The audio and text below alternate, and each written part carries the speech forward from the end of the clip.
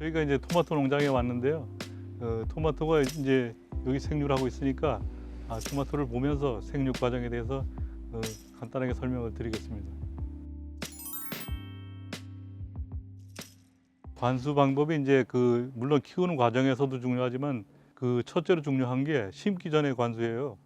대부분 그런 거를 이제 농가들이 생략을 하는데 그건 어마어마한 차이가 납니다. 저희들 같은 경우에는 여기 이제 보시면 알겠지만 스프링클러가 달려 있어요, 위에.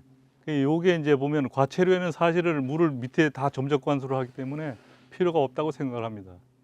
그래서 이걸 뭐하러 달았냐 이제 의아해 하는 사람도 있을 텐데, 제가 이제 경험으로는 땅이 바짝 이렇게 습이 없이 마른 상태에서는 나중에 점적 호스로 물을 준다 하더라도 수분이 골고루 옆으로 이게 퍼지질 않아요. 그래서 이제 물이 떨어지는 부분만 쉽게 생각하면 이렇게 피라미드식으로 내려가기 때문에 뿌리 밑에는 과습이 되고요.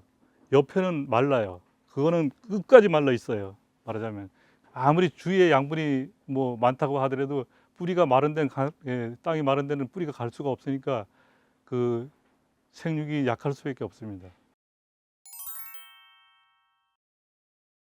저희는 이제 위에 이렇게 중방에다가 위에서 걸어서 밑에 이동을 할 수 있게 만들어 놨잖아요, 이게. 근데 이게 이제 왜 중요한가 하면은 저희는 키우는 과정에서 줄을 이런 식으로 맵니다. 이렇게 벌려요. 뿌리가 여기 있으면 이렇게 키워요. 대체적으로 이런 상태에서 그냥 키우잖아요. 그러면 여기는 간격이 좁구리니까 환기도 안 되고 육묘할 때 밀식하는 그런 효과가 나요. 그러니까 웃자라기도 하고 그렇게 되고 병도 많고 이제 모든 게 이제 그렇게 되는데, 저희는 이걸 벌려서 키웁니다. 그래가지고 이제 어느 정도 크면은 다시 밀어요.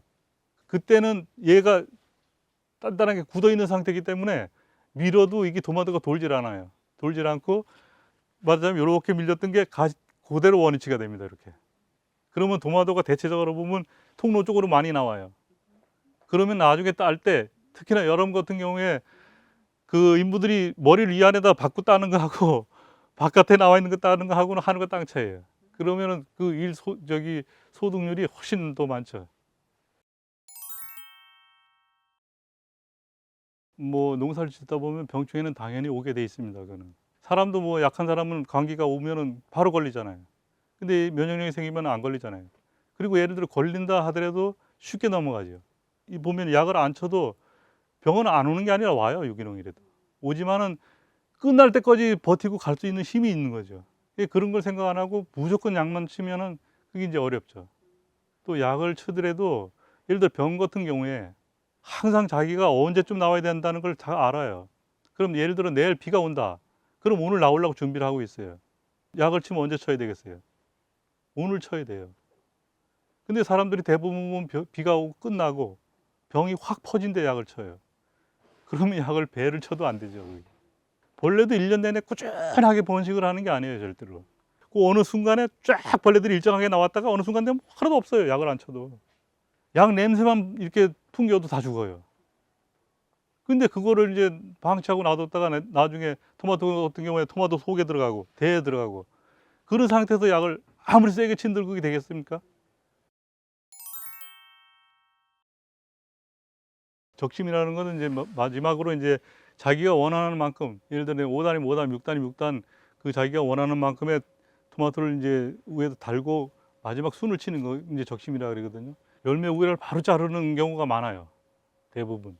이제 그렇게 되면 보기에는 깔끔하고 일이 나중에 없어요. 그런데 뭔가 문제가 되는가 하면은 그렇게 되면 얘가 위에 순이 전혀 없으면은 양분을 제대로 우로 끌어올리지 못해요. 예를 들어 밑에 잎이 병이 나가지고 망가졌을 때 대체할 방법이 없어요. 그냥 병이 나는 순간은 끝나는 거예요, 그 작황이. 근데 얘가 이제 순을 위에다 많이 어느 정도 확보를 하잖아요. 그럼 밑에 잎이 거의 망가진다 하더라도 얘가 양분을 계속 우로 끌어올리고 기본 잎이 되기 때문에 거의 한 70% 이상은 수확을 할 수 있어요.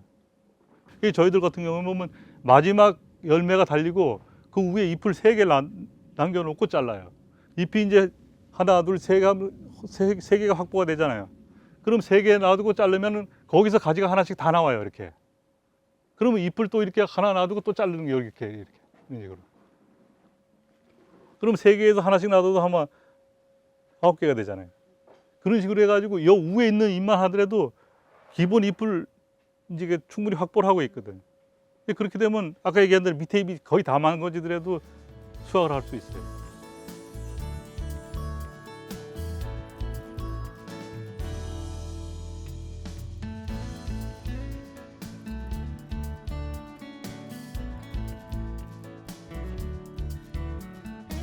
농업은 어떻게 보면은 하늘하고 동업이다. 내가 아무리 열심히 하고 한다 하더라도 내가 할 수 있는 역할이 한계가 있고 하늘과 자연을 잘 이용하는 게 어떻게 보면 농사를 잘 짓는 방법이라는 생각을 해요. 감사합니다.